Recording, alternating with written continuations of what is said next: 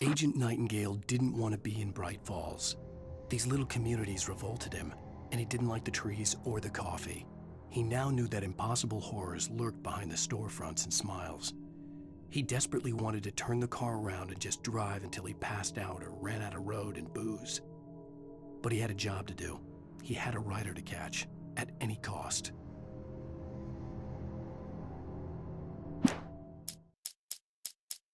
Barry had never gotten along with Alice, but he knew Alan loved her with an almost frightening intensity.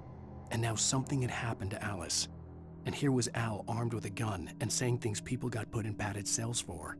It was as if his friend had experienced a massive psychotic episode and was now totally disconnected from reality. It scared the shit out of Barry.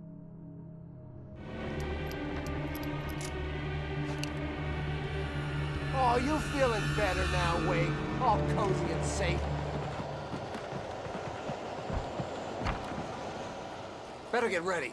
They'll be on us soon.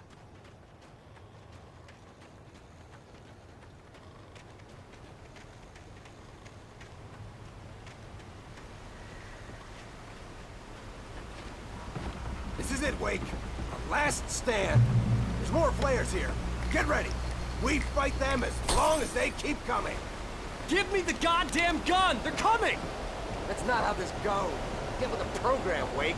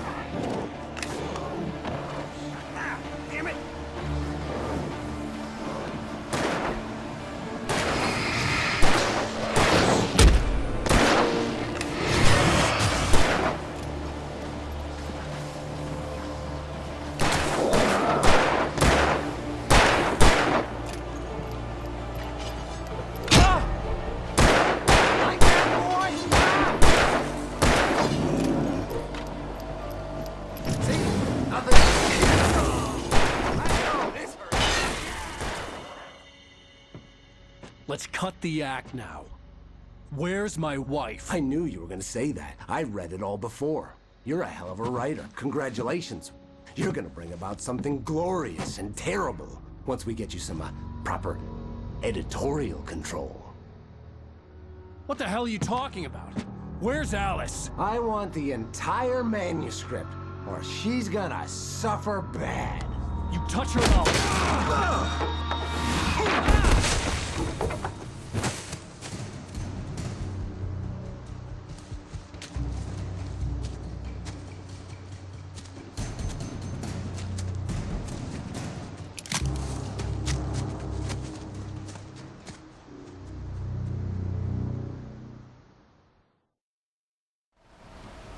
You're gonna give me the manuscript, or you'll be sorry.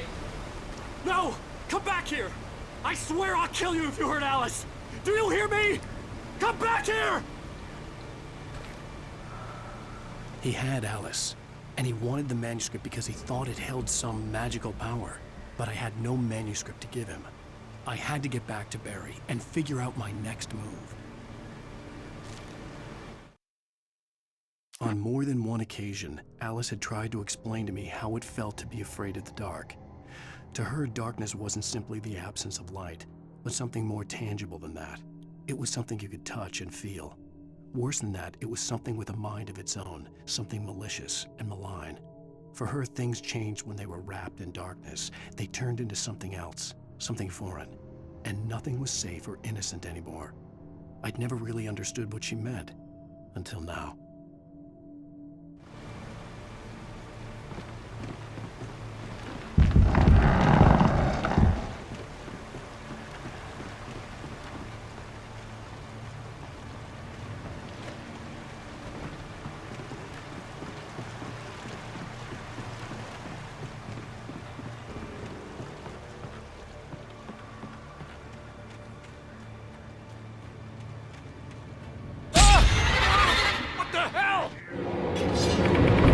Rusty had warned me about these traps. It hurt like hell. I was stuck.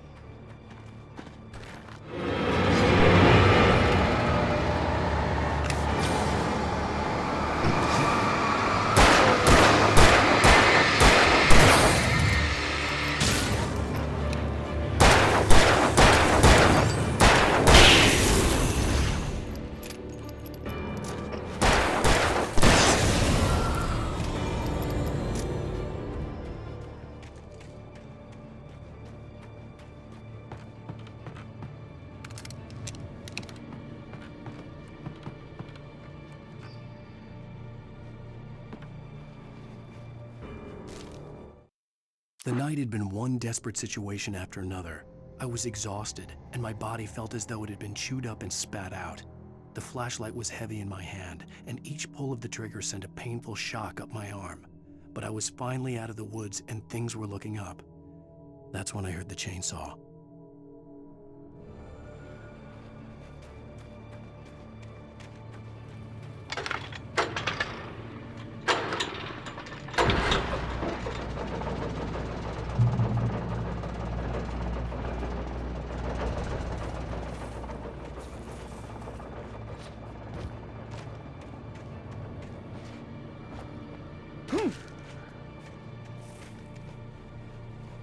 I had heard the plane fall. It made no sense. It was clear that it had just fallen here, but it was very old and obviously hadn't flown in decades. Looking at it sent a shiver down my spine.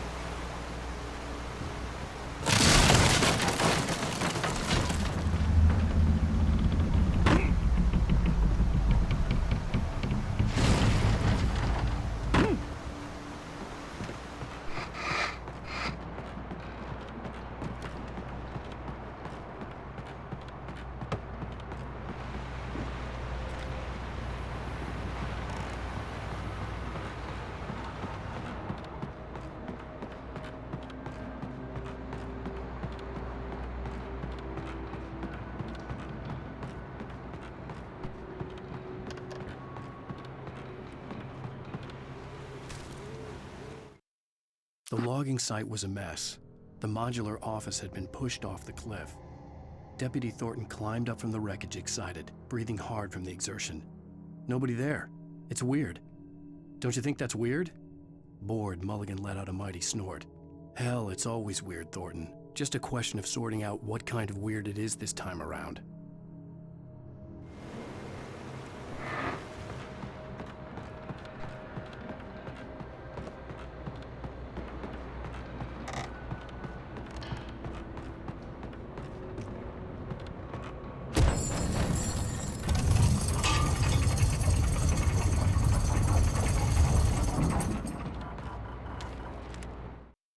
When Barry saw the darkness attack the visitor center, it made him a believer. The men Al said he'd shot, they hadn't been just locals on crank. Somehow the world had changed, like the channel had been switched without warning. You think you're watching a sitcom, and you're really watching a horror show. When the birds started attacking the cabin, Barry wasn't surprised, just terrified.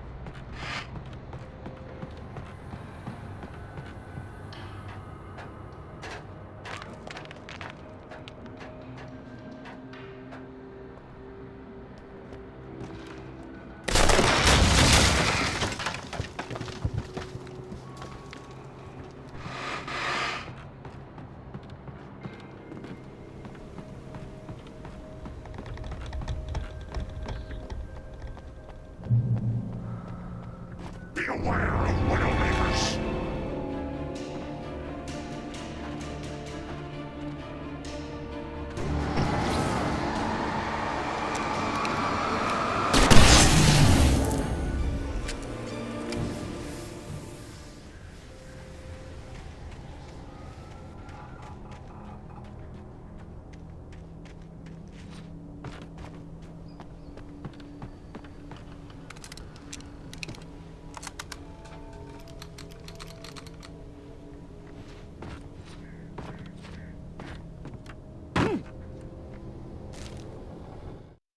Shadows stirred and the wind picked up as I ran through the forest. I felt the dark presence turning its gaze toward me. Then the moonlight was blotted out by dark shadows that raced violently across the ground, moving too swiftly to be natural. Darkness gathered between the trees and melted again to reveal the Taken. No natural path had brought them here.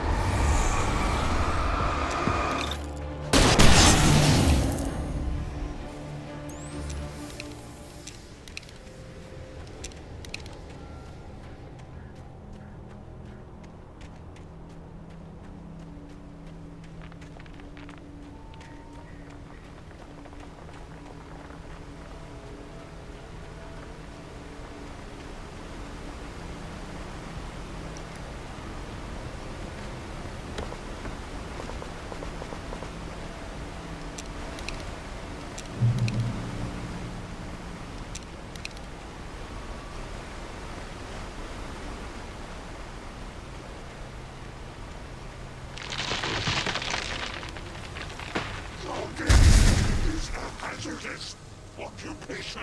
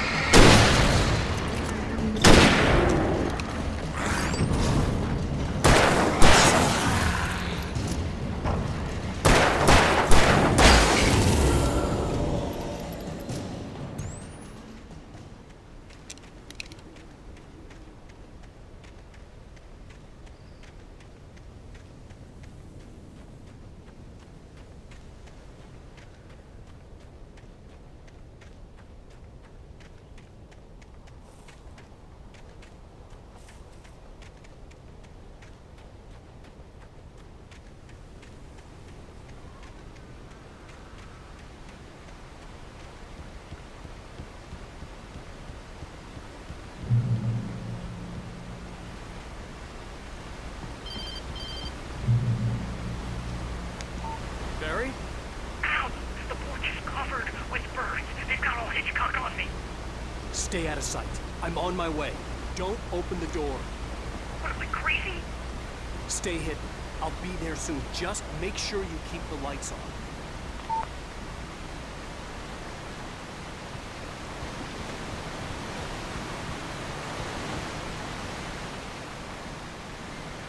I still had to reach Barry at the cabin, but at least I was out of the woods.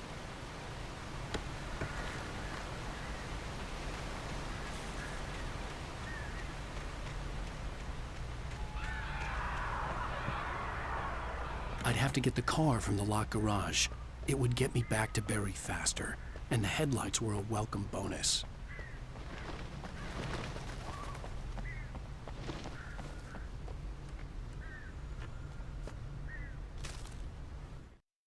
The FBI agent's command froze me in place. I considered surrender. It was all falling apart anyway. I could give in, let someone else deal with it, but it felt all wrong. Call it instinct, his posture, the way he held the gun. He was no friend. Shots ringing in my ears, I leaped for the hole in the fence and stumbled into the darkness beyond.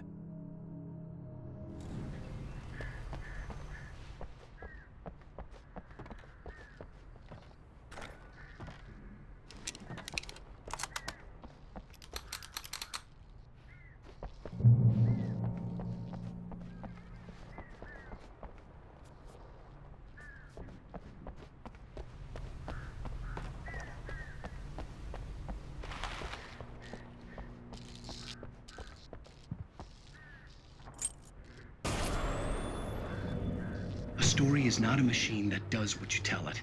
A story is a beast with a life of its own. You can create it, shape it, but as the story grows, it starts wanting things of its own. Change one thing and you set off a chain reaction of events that spreads through the whole thing. The characters have to be true to themselves. The events need to follow a logic that fits the story. A single flaw and the magic is gone. The story dies. Alice dies.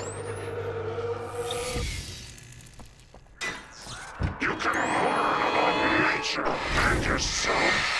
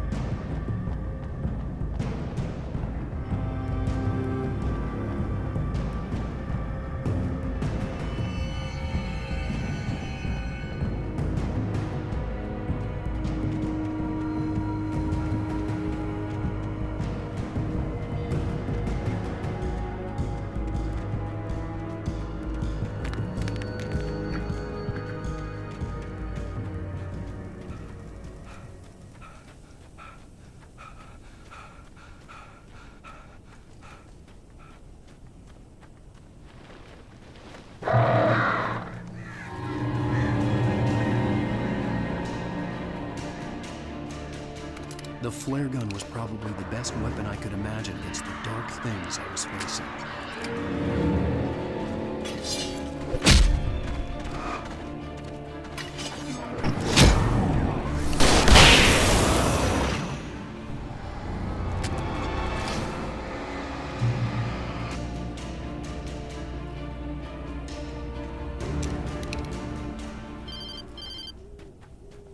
It was the kidnapper. You son of a bitch! Where's my wife? Enough horseplay, Wake. You deliver the manuscript, and you can have your woman back. Simple as that. I don't... Listen. I'm gonna need time to finish it. I still need to write the ending. I need a week. It's not done. I need a week. 2 days. The old Bright Falls coal mine is nearby. You can find it easy, city boy. The main building, there at noon. You bring the manuscript, you'll get your wife. If not, well, get me? Yes, I get you.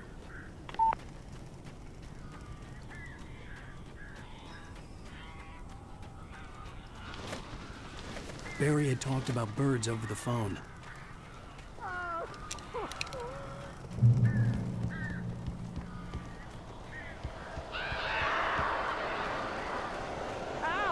Al, I am so glad you're here. A couple of them got in here before I blocked the chimney. This isn't normal. These birds are weird.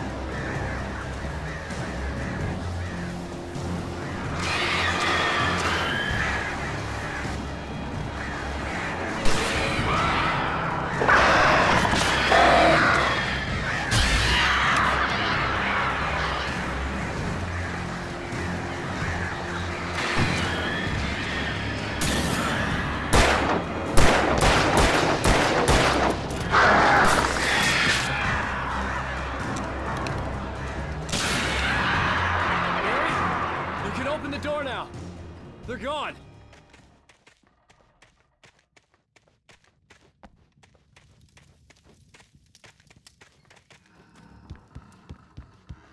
Hey, Al.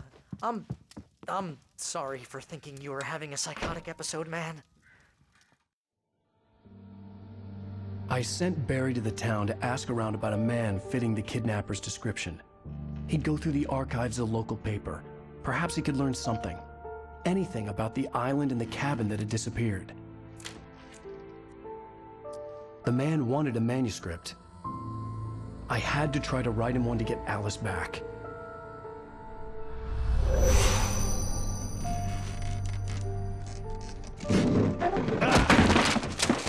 For me, the supernatural had always been nothing but a metaphor for the human psyche, a tool to use in writing fiction. Now, it was happening for real, and I couldn't put a single word on paper.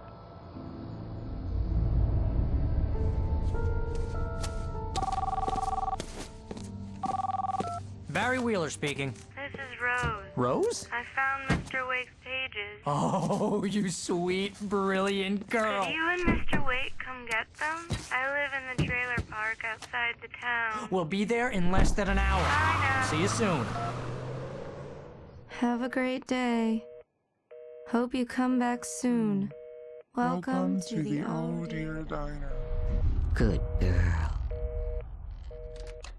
Alan Wake, Alice has been kidnapped. Alan, please help me. Alice? You'll do exactly what I say if you ever want to see your wife again. I can't tell anyone except my agent Barry. Damn it, Barry, they'll kill her. You're my best friend, and I'm worried that you're not right in the head. The ransom is a manuscript I supposedly wrote that's coming true before my eyes. It happened just the way it was on that page. So dark. I have found only a few scattered pages. I want the entire manuscript. The deadline is in 2 days. I found Mr. Wake's pages.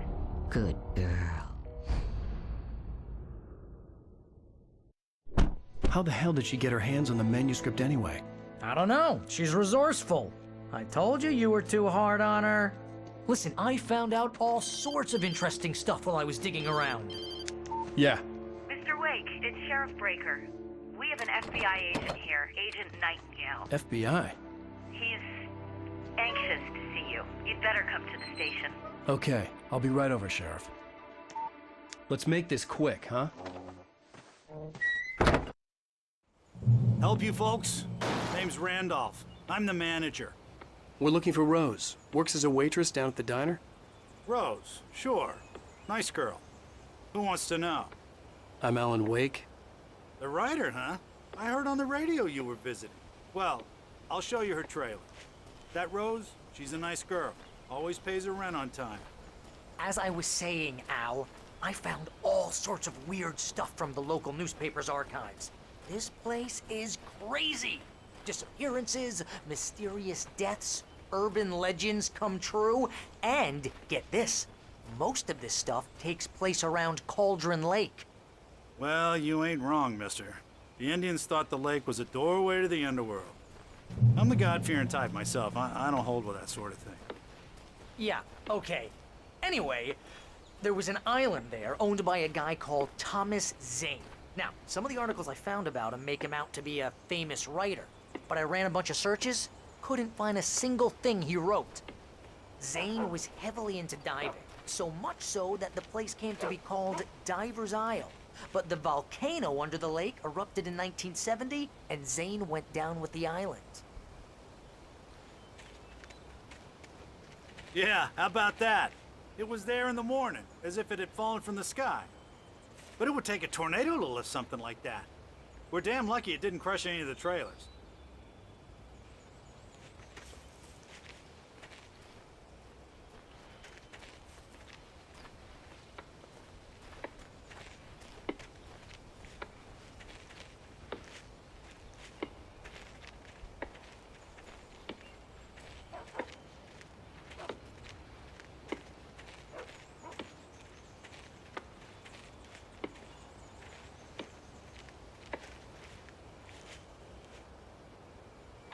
It gets better. A local girl, Barbara Jagger, drowned in Cauldron Lake just a week earlier. They were lovers. Sure, Jagger's a local spook story. The Scratching Hag comes for you in the dark. Childish stuff like that. Anyway, Al, I'm just getting to the best part. All of the articles about this stuff were written by Cynthia Weaver. I asked around, and she's that crazy bag lady you met. What, the lamp lady? She can be a little loopy, but she's not homeless or anything. Yeah, anyway, she knew both Jagger and Zane before they both died, and she had some kind of a breakdown.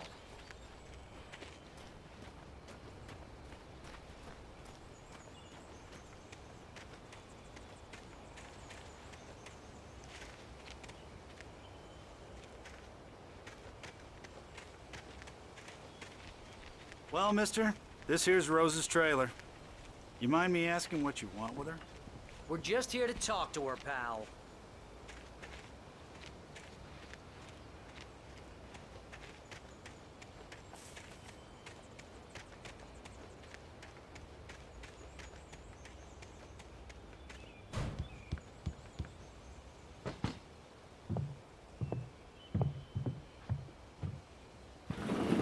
Welcome to... Oh dear, Mr. Wake. I'm so glad you're here. Rose, you have my manuscript? Oh. Oh yes. Yes. Please, come in. Hey, this is really good. Rose, Yes, my manuscript. I really need it. I understand. I know what you need. A muse to inspire you. Oh, for Barry? She doesn't have anything. Yeah, hey, Al? Al, what's... Oh... Barry! What? What?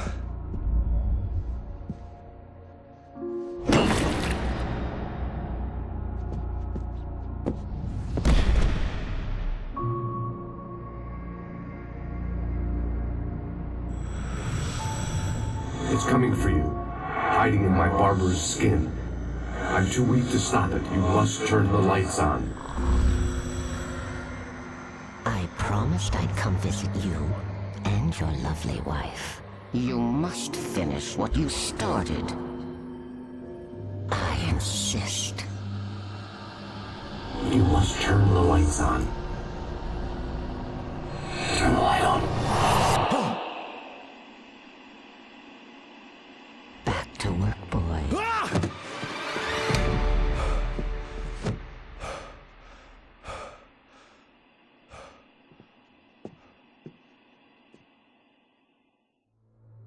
I felt nauseous, hungover. Only anger kept me going. I can't tell reality from dream anymore, but it seems I have an imaginary editor to help me. She's an old woman in a funeral dress. I call her Barbara Jagger. She's very strict. I'm writing faster and faster. My manuscript is being heavily revised. The edits are getting very aggressive, and each day there's less of me and more of her. I hate it, but I know she's right. She promises me I can save Alice this way. She knows more of this than I do. About the complex incantation I'm attempting. About this place. She's worked with another writer under similar circumstances, Thomas Zane. The genre of the story seems to be shifting. It's turning into a horror story. I'm getting close. I can feel it.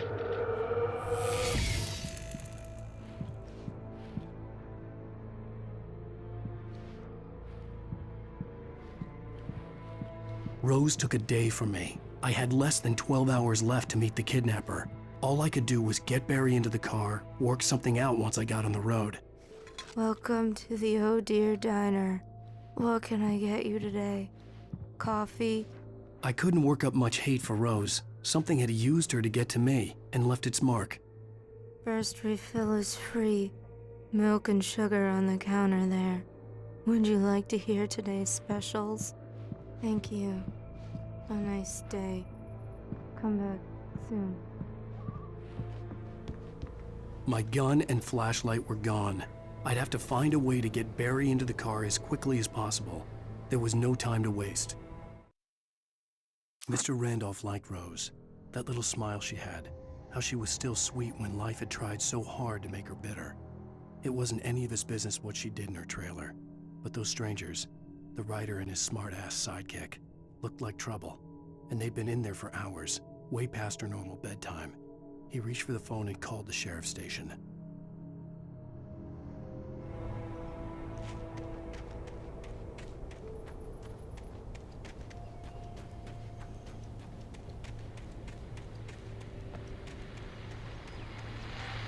I just stepped outside to catch a breath of fresh air, and let me tell you, the weather's getting heavy. Nights like this make me especially glad I'm here talking to you and not home in bed. Once the weather takes a turn like this, I can't sleep at all. It's all tangled bed sheets and dark thoughts. punctuated by the occasional plunge into nightmare. Is it just me? Well, perhaps it is. But I hope I can make the night a little bit easier to get through. Caller, you're on KBF FM. Hey, Pat, it's Walt Snyder. What's on your mind, Walt?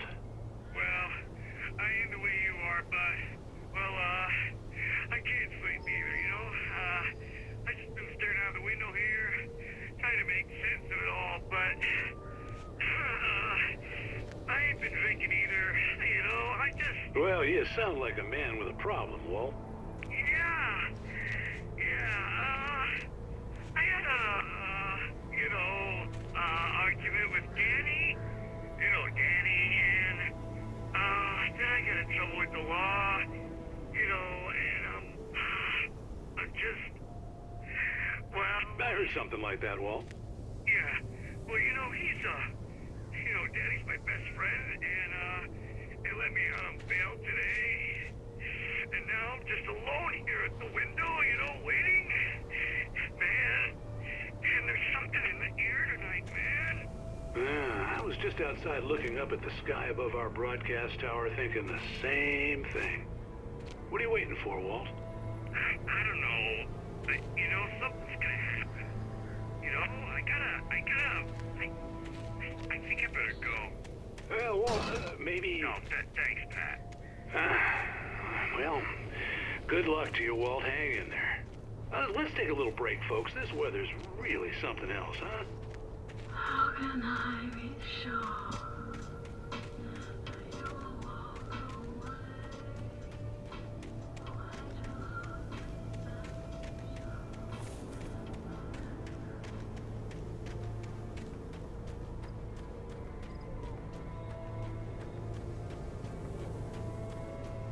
Oh, you're gonna get it now. God knows what you've done to that poor girl. This is Agent Nightingale, FBI! Get him up, Hemingway! You're under arrest! You move a muscle, I'll unload right in your goddamn face! Stay right where you are, Spillane!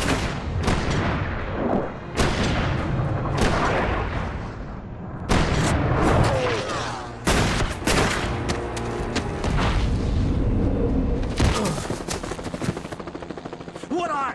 I'm standing right here, you goddamn maniac!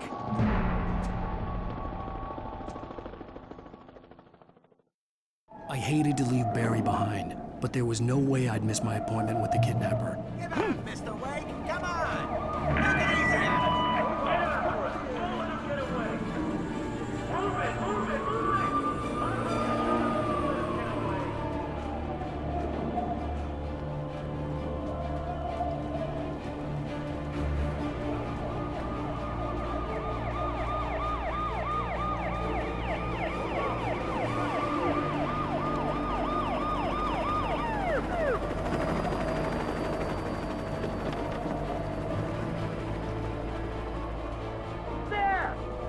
We have the suspect in sight!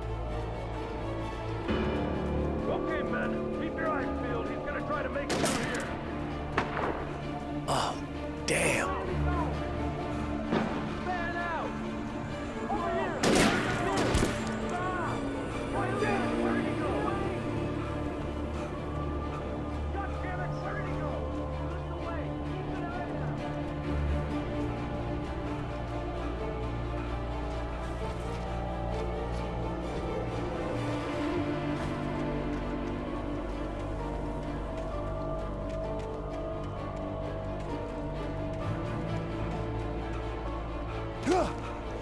He's gone! Come on, guys! We need to head him off!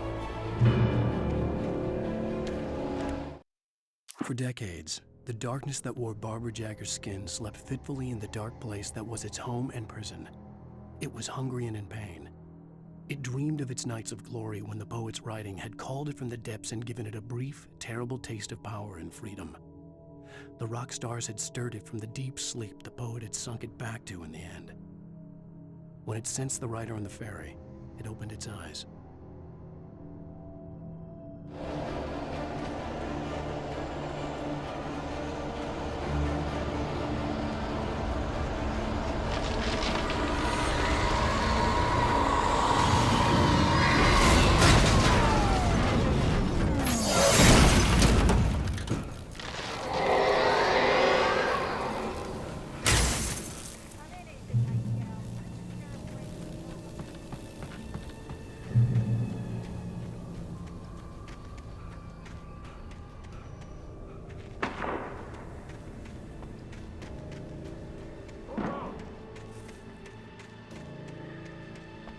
the area.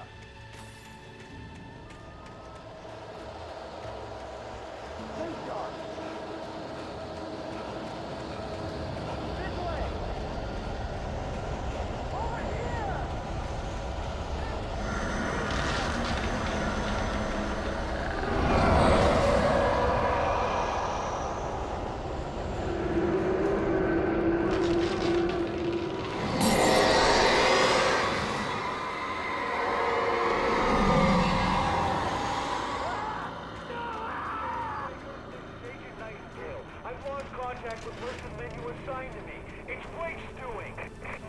This horror was everywhere I went, circling me.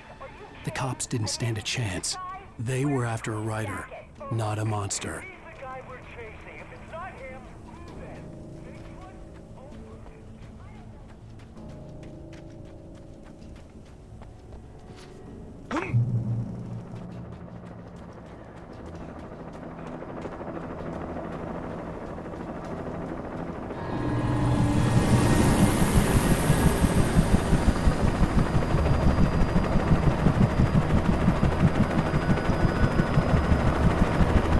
You on the ground. Hold it right there.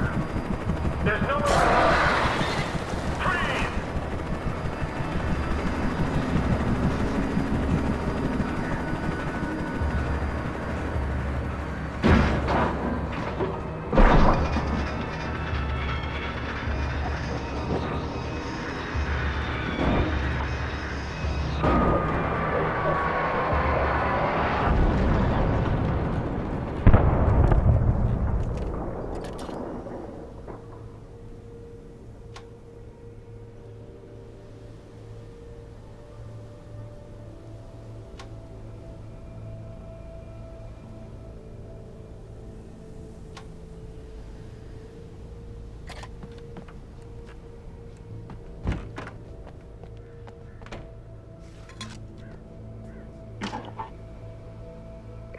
This is James.